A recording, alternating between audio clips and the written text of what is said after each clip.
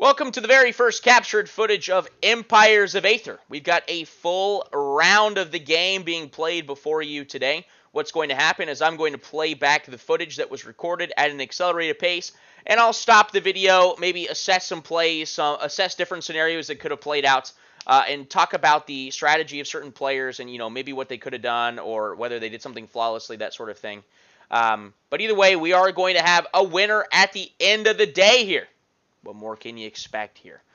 Very, very fun game this was. We're running at about 40 to 50 playtests at this point. This is the first one where I recorded every bit of it. This was a really, really good one with really impactful plays towards the end. And yeah, we've got a bunch of different play styles here. These are four of my closest friends. We have Josh playing the Air Nation, who was there for the very first rendition of this game, along with my nearly adopted brother, Zach, playing the Fire Nation. They were both there at the very first playtest. They've seen what this game was at the beginning, and they've seen what it has become now. They definitely have the most experience at this table here, but both drastically different play styles here. Once again, Josh playing the Air Nation, Zach playing the Fire Nation. And then we've got two of my buddies from high school, Snod and Bridges. They've both played the game, however, it was very, very early on. The game has changed drastically. Snotty played the Water Nation way back when Water was insanely imbalanced. So he stuck to his guns and played Water here as well. Despite me saying that Water has had some setbacks as of late, but took the challenge. And then Bridges was the only one to play one of the four new nations here today. He took the Glacier or the Ice Nation here. So let's see what they do with this. And so what I'm going to do is we've got their resources here at the bottom of your screen. And what I'm going to do is I'm going to probably update those at the end of each turn because, where people are at resource-wise is going to impact a lot of their decisions. The sound for the video of the actual gameplay is cut. People are asking a lot of questions because they are new to the table, and so they're asking what they can and can't do, or if this is good. And then there's also just some banter that's unrelated to the game. So it'll just be my beautiful, sultry voice in your ears for this today. But we may unpause the video in the moments of oohs and ahs, as there were lots of those as well. And so let's begin the assessment, the analysis of this game just by the sheer corners. Air did roll the highest. He got to pick his corner first, followed by Water, and then Fire, and then Ice was last to pick their corner. So we can't even assess Ice's corner here until we assess the first three players. Air, we know that Air gains their strength from field tile, so it really is between this tile and this tile. Why he elected to choose this one, I imagine, is because of the... Well, really, you've got this similar proximity of deserts here. So really, I don't think there's too much of a difference between these two. But we've got pretty easy access to field tiles. I would say maybe he didn't opt for this one because this third field tile is really, it's pretty much an enemy territory. And so you don't want to you don't want to tell yourself, I'm guaranteed to get that third field tile, because you're simply not. Then it was followed by the Water Nation. And Water Nation, as described in the summary video for the nation, they struggle with building materials very, very early on. And so what I'm seeing here is we've got a mountain tile, and then we opted to place the river on the coast. This is really, really good if we end up having an opening to get that early aggression on our close side neighbor. But there may have been a mistake here, as he did block off one of his mountain tiles underneath, I believe, this river tile right here. And he took out, I believe, a forest and a desert. But it's that mountain tile that may set him back fairly early on in this game. We'll see how it plays out. And then the Fire Nation, like I said, there's no bad choices between these two, I don't think. Probably going to take this one because of the close proximity of that mountain. You're guaranteed to get it turn one, so you can open up with that volcano. There's another mountain right here on this coastline for him. So he's got pretty good mountains to gain. Which leaves Ice with, it's certainly not a bad corner. Certainly not a bad corner. You've got that swamp tile, which is really, really easy blizzard access for you. If anything, what he's going to try to do, what I would imagine that the Blizzard player tries to do, is we know Fire is probably going to be aggressive on either Ice or Air. If he opts to go in this direction, the eastern direction on the tiles, then we're going to try to Blizzard off this close side on the coast. We'll see how it plays out. We're going to press the play now, and let's see what happens here. Every player starting with their general on their tiles, and we're going to kick it off with the ice player, who is going to draw an advantage card, which ends up being an announced card. Any card that is played, we are also going to put in the bottom corner of your screen so that you can see what decisions were being made here. And if I'm not mistaken, this is a card that removes building materials from his opponents. So Ice is going to force two players here to roll a dice, and whatever that dice number appears as, they are going to lose that much building materials. I think this is a pretty, at least one of the nations, this is a really, really easy call for the Ice player here. You're going to take away building materials from the Fire nation. After that, and the reason why is simply because Fire is the most aggressive nation here. If they end up coming my direction, they're going to be putting pressure on me. So that's definitely the correct move here. Then taking away from air versus water, it depends on what you're feeling here. Bridges and Snod, really close buddies. They're not expecting to aggress upon each other, I imagine, but Bridges is a pretty tactical player. I think what he's simply saying is air is on the opposite corner of the board from me. I'm not too worried about air putting pressure on me in terms of the game. So he's going to take away building materials from fire and water here. Fire, you can see it right on your screen. Fire rolls a 1, so you're not setting them back too much at all. And so we see Fire starting off at a small disadvantage, right? But next to nothing lost there. And then what is Water going to roll here? Water rolls their dice, loses 4 building materials right from the get-go. Yowza! Yowza. We'll see what they opt to do here. He's got a rainforest, a lake, and a forest here. I think the obvious move is to move to the rainforest, purchase that, and that's all I would do on my turn here. And that's what he opts to do. He spends that 6 and 6 resources with it, right? Putting him to 4 and 4. And he opts to put a resource building on it as well, which is going to boost that building material production on that tile for the first turn. Really solid. That's pretty much a bread and butter turn 1 move. No need to build barracks. No need to put soldiers out there. No one's going to be putting pressure on you until we see where they are moving on the board here. So next up should be the Fire Nation, and let's see what Fire is doing here. Like I said, Fire is the trash talker of the table, and I love it when players tell me what they're shooting for before the games. And this player in particular, Zach told me he was going to gun for Josh, the air player here. But simply, the targeting of that building material loss with the very first card drawn in the game made him turn his targets to the Ice player, and he starts heading in that direction. So I'm not going to announce what advantage cards they draw until they're actually played here. I do know what that card is that he drew, and it is a big deal later on in the game, right? Fire does the very, standard play here. He's going to go to the mountain, and he's going to purchase it right away. That's your bread and butter move. No need to purchase soldiers this turn. He's probably going to look to try to purchase them in the next turn, because remember, it's every third turn that we don't feed our soldiers. So you want to purchase your soldiers on turns 2 and 5 and so on and so forth. Keep that going. He opts to immediately vulcanize his mountain tile here, which there's not that many mountains on this board, so this isn't an ideal board for the Fire Nation in general. Vulcanizing it this early is interesting. Right? There's a couple different scenarios that could play out here, and I'm not positive as to which Tier 2 abilities he took at this point. We will know later in the game. But remember that Fire can sort of shift their focus of the game once they hit Tier 2. They can sort of turn those volcanoes into strongholds, so to speak.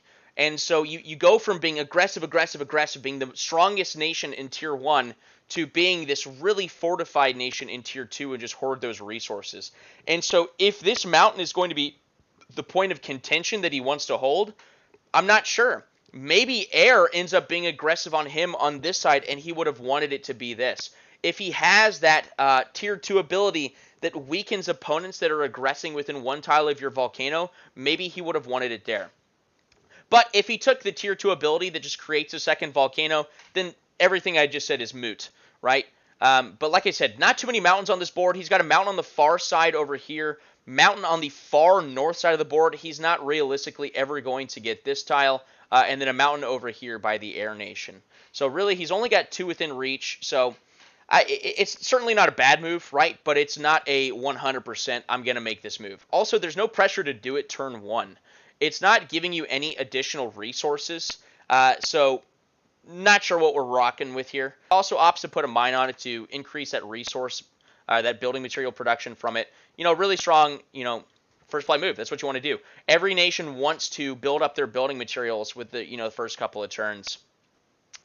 All right, water doing almost mirrored move of the fire. They're moving one tile over and grabbing that mountain for them, and that's probably all they're going to be able to do. Remember that they lost those building materials with that initial card. So when he goes to 8-1 after purchasing that mountain, that is just about all that he can do. He can't even build a barracks to put other soldiers out there. So that's literally all he can do. Then we go to the air player, who's starting with the stack 10 and 10. He's going to immediately activate that light-footed ability, which is what I would recommend all air players to do if they're taking it. You get that early positional advantage on the board. You're generating more resources than anyone else on the board in the turn 1. And what is air able to do with it? They purchase a rainforest and a desert that gives them a +1 building material advantage each turn, and rainforests are generating 2 and 2 each turn. So he's spending 6 food to purchase that rainforest tile, and he's spending a total of 9 building materials to access that desert. Very, very strong turn 1. It's just the optimal play that every nation wishes they could do. So at the end of the turn, we're going to see our first map condition of the game. Let's see what happens here. And it is the Tropics weather event, which has the 4th player choose 1 forest on the board and convert it into a rainforest. You can see where his finger is right now. Very friendly weather event for what I said is the most tactical player, most experienced with this game right out of the gate. Gets a very beneficial weather advantage, and he gets another friendly rainforest here. With the resources that he's going to generate from his capital and his 2 tiles this turn, he's going to be able to purchase a second rainforest in the next turn. Pretty huge. That weather event can be even more impactful when someone has already purchased the forest that is being converted to a rainforest. They're getting a completely free upgrade on it. Not the case here, obviously, but that weather event can be huge to bolster a player's economy. Also notice that we see ice and fire have put resource buildings on the first tiles that they purchase. It's not a bad thing, but then we go over here to air and we see that they purchased the 2 tiles, not opting to put buildings on it right away. And I really, really like this mindset. It's also contingent upon what nation you're playing, but you don't have to put buildings on tiles right out of the gates. They're generating you good resources. Those buildings, you have to spend resources every turn after the turn that you purchase it. And those tiles, those 1 building material investments every turn, that's a big deal over a large stretch of turns. So we're going to turn 2. We have our updated resource totals here, and we're on the ice player once again. Drew an announced card with turn 1. Let's see what he draws with the second turn, if it's something he can hold on to. He gets another announced card, Magma Supplement, which has 2 effects on it.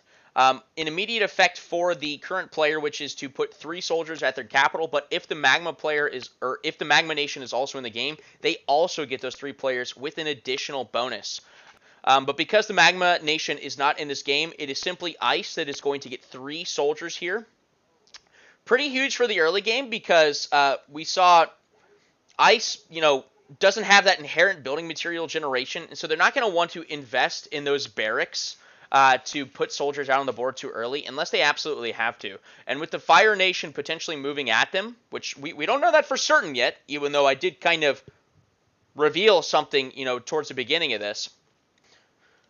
So the ice player purchases the swamp, and then he's asking, should he purchase a building for it? In all honesty, he probably shouldn't here, but as a new player, he opts to do it. It's the tantalizing feature of, getting more resources, but is it really doing anything for me in the long run? Not really. So if I were the player here, I'm not putting a resource building on this swamp anytime soon, unless I'm putting barracks on it. He does have the resources to purchase this lake as well, and this is where we see the huge advantage of getting those 3 soldiers, and that is going to be to get to spread out on my corner of the board much faster than anyone else.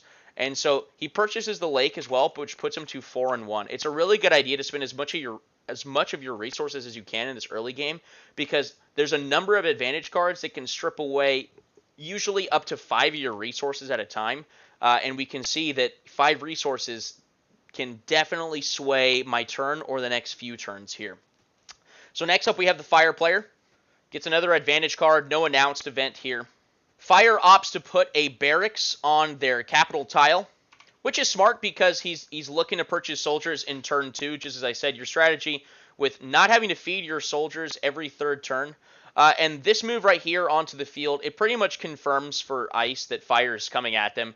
So he can purchase this field for 5 food, bringing him to 6, and 2 building materials, bringing him to 3, which is a perfect amount of food for him to buy 2 soldiers right here. And so let's see what he does here. He also opts to put a resource building on that field, which is going to increase that food output. He purchases those 2 soldiers, bringing him to a nice 0 and 0, and spreads out on his corner of the board. Very strong play. He's showing that early aggression. And here's the deal. We can actually see it in the bottom corner. Ooh, my camera's covering it. I'm moving my camera for just a quick second. He's holding on to that Battle Cry card. Look at that ability. This is what enables Fire to be super aggressive right out of the gate. We're going to put it in the bottom corner of your screen now. Battle Cry is one of the only cards that allows multiple units to move multiple tiles in the Tier 1. This is what allows Fire to be a powerhouse in Tier 1. Fire, right away, is 2 tiles away with his General.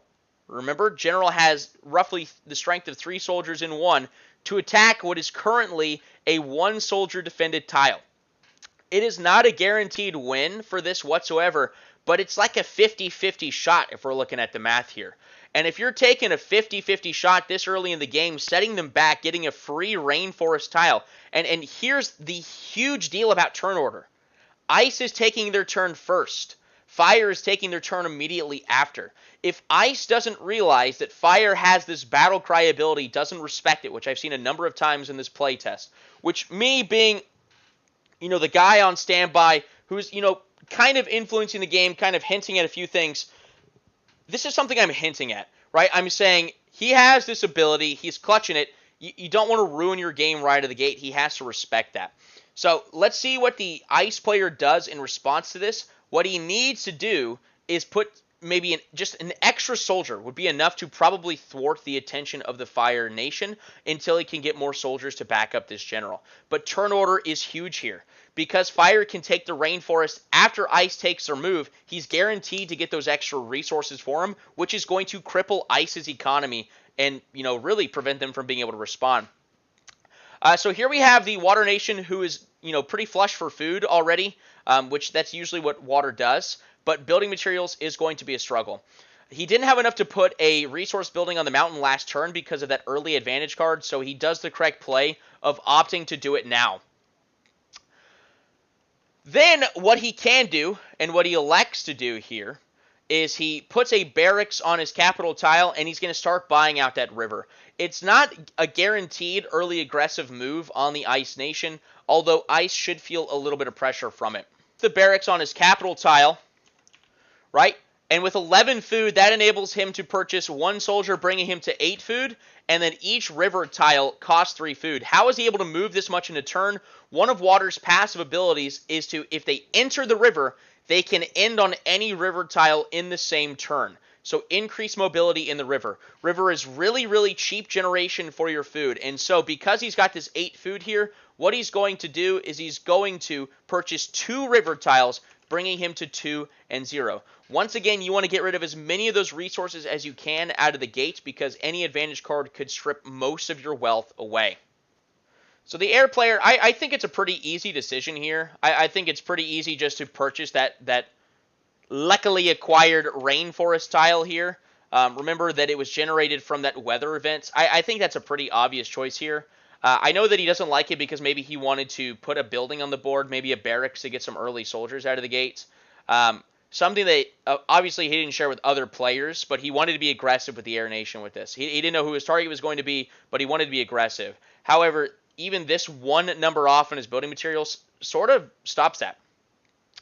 Our second weather event is absolutely massive to how this game is played out. It is the Unexpected Freeze weather event, which puts a blizzard tile west of the western landmark tile, which creates a sort of barrier between fire and air here, which is absolutely huge to how this game is going to be played out. Even though we could simply walk around, it's just increasing the distance by 1 or 2 tiles. It still sways the game in a huge way. Does it sway the game from where it's currently moving? I don't know. Maybe air was planning something. I'm not sure. Fire, it's pretty clear that they've already set their sights on ice. They could redirect and head north. But as it stands right now, it's looking like fire is going east straight at that ice nation, right? Threatening that battle cry ability. But this is absolutely huge to how this game is played out. It allows for fire to focus their resources here. The threat of an air attack from the north is not as big as it was before, but this is also huge for the air nation. We see that water has already moved, kind of south on this river, which is, what they should be doing. They should be acquiring that cheap land as early as possible to get that food generation early on.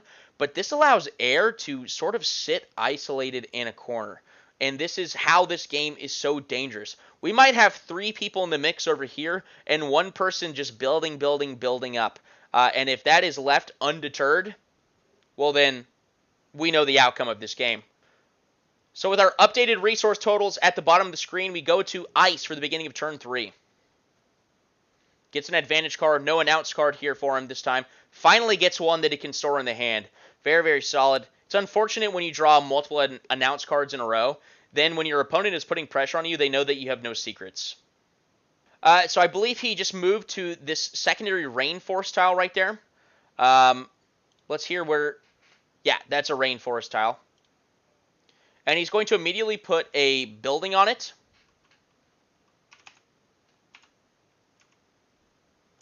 He also purchased a barracks at the beginning of his turn.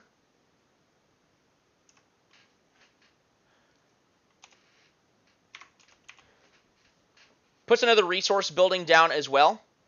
And this one he opts to double the food.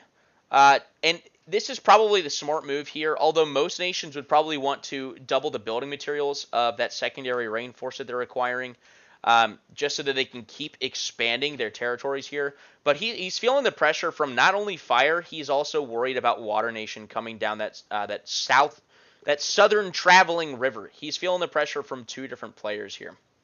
Notice that this rainforest tile is also just 1 tile outside of the river, which is a very, very big deal.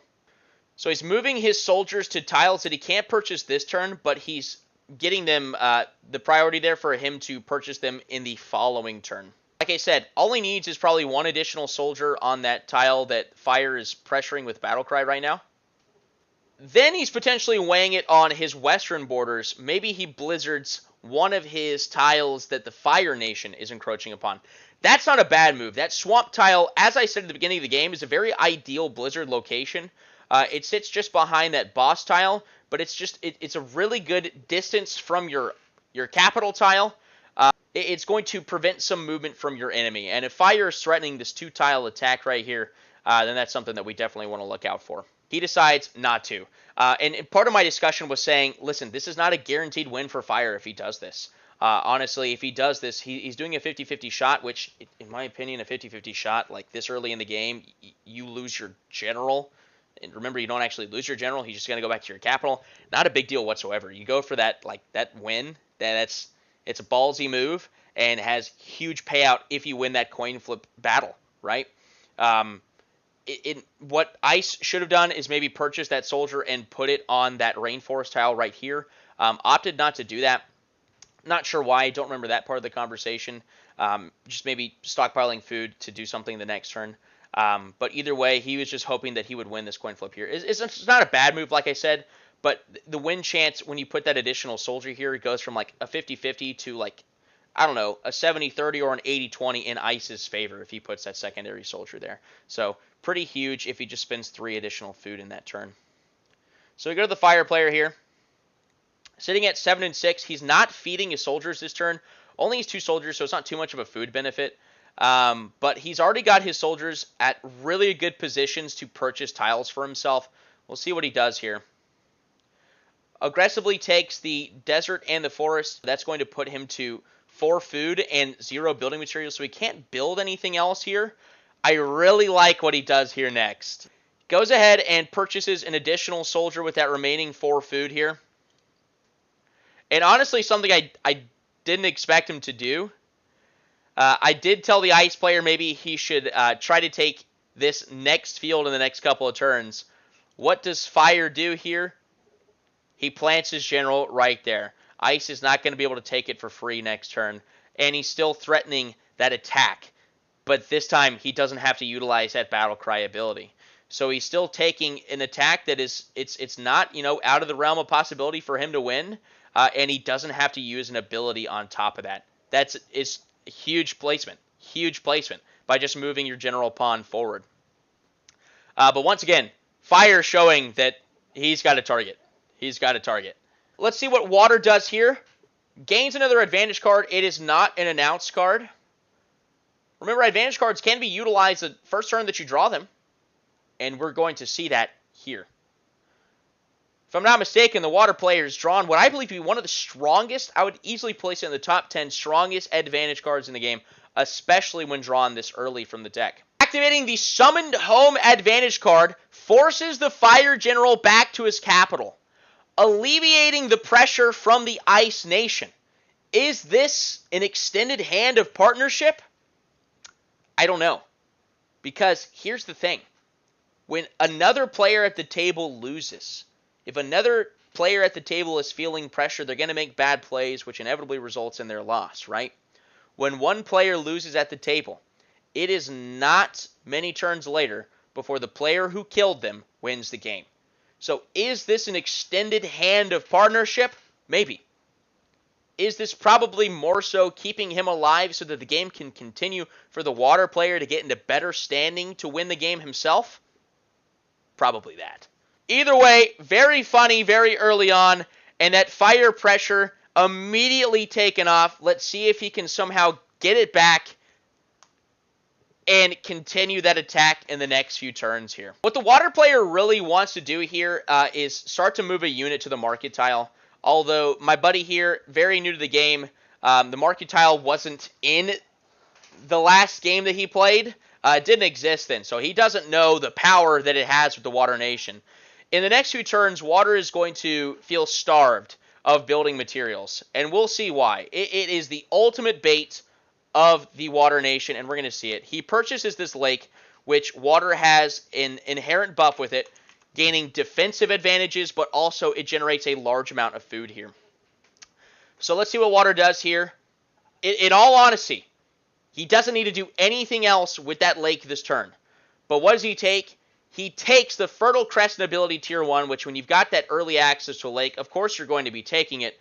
But what he does is he purchases a resource building for that lake, bringing him to 2 building materials.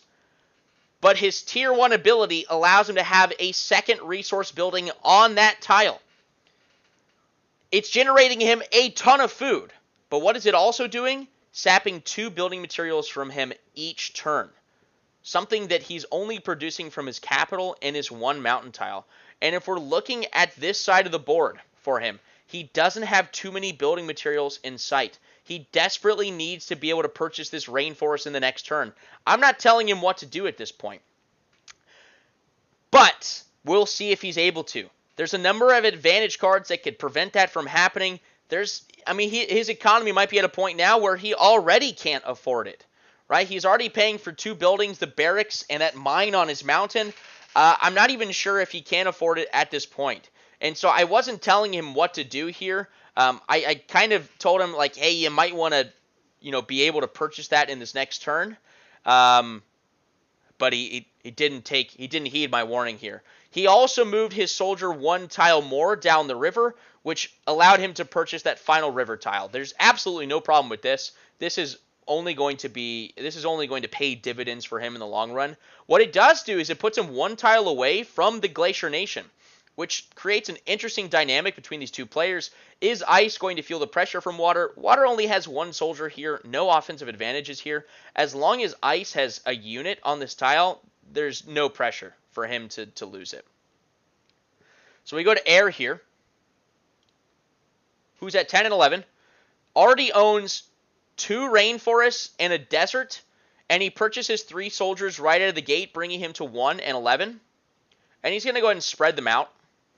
I think this is a small misplay on his part. I'm not sure if he backtracks here, but he probably should only purchase 2 soldiers in order to purchase that mountain, is what I would do. He's feeling no pressure from any player, right? Water has clearly shown that he's put his forces, right? He only has 1 soldier in his general, 1 soldier down the river. But by purchasing that 3rd soldier, he's put himself 1 food under what is necessary to purchase that mountain. But instead what he opts to do is he puts a resource building, generating building materials on his desert, which is really, really good for air. For other nations, it's not as good, but air has that inherent building material production from deserts, which is a big deal. So in the long run, it probably equalizes itself. But what I would do as a player is I would probably buy 2 soldiers so I could purchase that mountain and then put a resource building on maybe both of them. This is turn 3. Air is not paying for any building upkeep this turn. But he didn't have any buildings on the board at the time. And actually, didn't he had to build that barracks this turn as well. So actually, yeah, it would have been absolutely perfect for him to purchase a mountain and a resource building on that mountain itself. But either way, it's obviously not a bad play. You can do that in any of these upcoming turns, right? And because of the enhanced building material production for air on the desert, it almost equalizes itself out.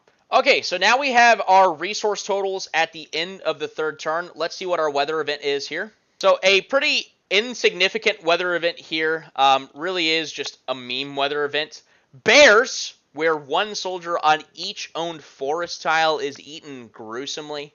We wanted to lessen the effects as much as possible, but really, it's just unlucky if you've got a soldier on this at this point. And the only player to have that, this doesn't affect rainforests, is the ice player who had 1 soldier on 1 forest tile. So he does lose one of those free soldiers that he gained at the beginning. Largely insignificant weather event and didn't set any conditions for the following turn. And so we enter turn 4 and we go to the ice player.